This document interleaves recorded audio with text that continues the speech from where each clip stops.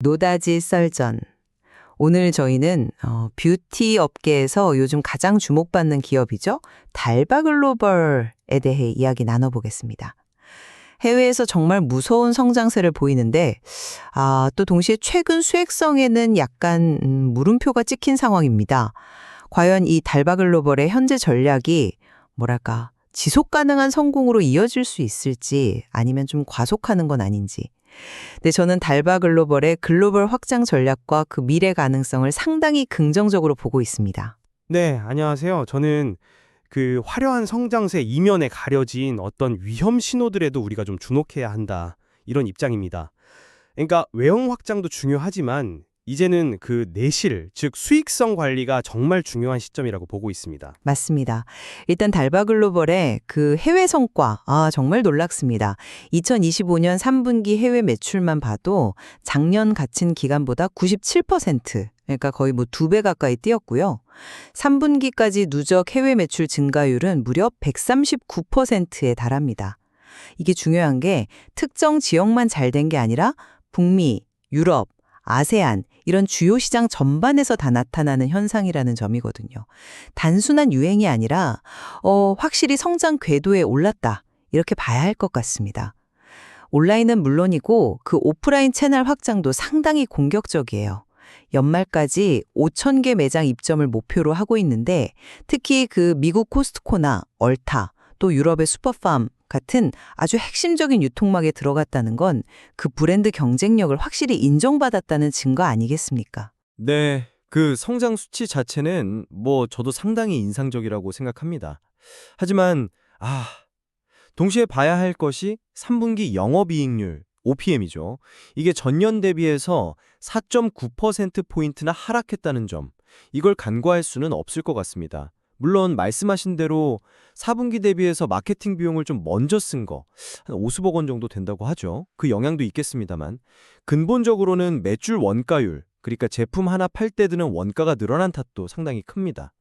이게 1.3%포인트 증가했는데 아무래도 상대적으로 마진이 좀 낮은 B2B, 그러니까 기업 간 거래 채널 비중이 38%까지 늘어난 영향이 크다고 분석되거든요. 외형 성장을 위해서 수익성을 일정 부분 희생하는 구조가 아닌가 좀 우려되는 지점입니다. 그 3분기 OPM 하락은 근데 저는 좀 미래를 위한 투자의 성격이 강하다고 봅니다. 신제품 마케팅 같은 경우는 이제 4분기 성수기를 겨냥한 필수적인 비용 집행이었고 또 실제 소비자 반응도 상당히 긍정적이고요. 그리고 B2B 채널 확대 역시 초기 시장에 빠르게 침투하고 또 물량을 확보하면서 계절적인 변동성을 줄이는 데는 굉장히 효과적인 전략이거든요. 실제로 B2B 비중이 늘었음에도 불구하고 북미라던가 아세안 지역 OPM은 오히려 2분기보다 개선되는 모습도 보였습니다. 그러니까 이걸 무조건 수익성 악화 요인으로만 볼 수는 없다는 거죠. B2B가 효율적인 시장 확장 방식일 수는 있겠죠. 네. 하지만 일반적으로 봤을 때 직접 판매, D2C나 소매 채널보다는 마진율이 낮은 것은 사실이지 않습니까? 장기적으로 봤을 때 이 B2B 비중이 계속 높아진다면 회사 전체의 수익성 목표 달성에는 아무래도 좀 부담이 될 수밖에 없습니다. 또 하나, 지역별 성장 편차도 좀 문제인데요. 일본이나 러시아 같은 일부 지역에서는 2분기 대비해서 매출이 좀 줄었어요. 이게 회사 측에서는 리소스 재분배 영향이다 이렇게 설명하지만 결국 모든 시장에서 고르게 성장을 유지하는 게 이게 생각보다 쉽지 않다는 걸 보여주는 사례거든요. 특히 러시아, 골드애플 발주 지연 같은 이런 예측 불가능한 변수도 항상 존재하고요.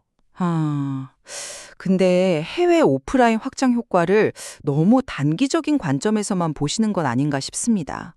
코스트코나 얼타 같은 대형 유통망에 입점하는 건요, 당장의 매출도 매출이지만 그 브랜드의 인지도를 끌어올리는 데 아주 강력한 효과가 있습니다. 이제 막 시작하는 단계이긴 하지만 초기 반응이 좋다는 점은 상당히 긍정적인 신호라고 봐야 하고요. 장기적으로는 안정적인 매출 기반을 다지는 과정이라고 생각합니다. 그리고 또 하나, 미스트 의존도를 낮추려는 노력도 좀 주목해야 합니다. 1분기에 51%였던 미스트 비중이 3분기에는 42%까지 줄었거든요. 그 대신에 선크림이라던가 뷰티 디바이스, 헤어바디, 색조 같은 신규 카테고리가 꾸준히 성장하고 있습니다. 포트폴리오가 아주 건강하게 다각화되고 있다는 증거라고 봅니다.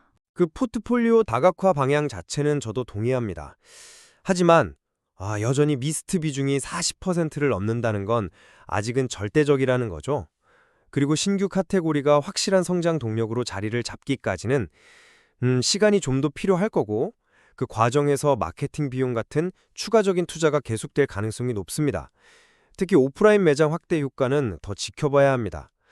회사에서 제시하는 채널당 연 800억 매출 같은 그런 장밋빛 전망은요, 사실 몇 년간 성공적으로 시장에 안착했을 때를 가정한 어떻게 보면 최상의 시나리오일 뿐입니다. 실제 성과는 좀 더 냉정하게 평가해야 하고요. 2025년 그리고 2026년 실적 가이던스 역시 당장 돌아오는 4분기 성과에 크게 의존하고 있는 구조라서 아직은 좀 불확실성이 남아있다고 봐야겠죠. 네, 그래서 정리하자면 달바글로벌은 강력한 해외 성장 엔진과 또 채널 다변화 전략을 통해서 글로벌 뷰티 브랜드로 도약할 아주 중요한 기회를 잡았다고 생각합니다. 단기적인 수익성 변동은 성장을 위한 필수적인 투자 과정으로 해석하는 것이 타당하며 장기적인 성장 가능성에 더 주목해야 한다는 입장입니다. 네, 저도 인상적인 성과라는 점은 인정하지만 그 이면에는 분명히 수익성 관리라던가 지역별 성장 안정화 같은 과제가 존재한다는 점을 강조하고 싶습니다. 공격적인 확장이 결국 지속적인 이익 성장으로 이어질 수 있을지는 조금 더 신중하게 지켜볼 필요가 있겠습니다. 그렇습니다. 달바글로벌의 이 폭발적인 성장이 계속될지 아니면 잠시 숨을 고르게 될지 이제 본격적인 시험대에 올랐다고 볼 수 있겠네요.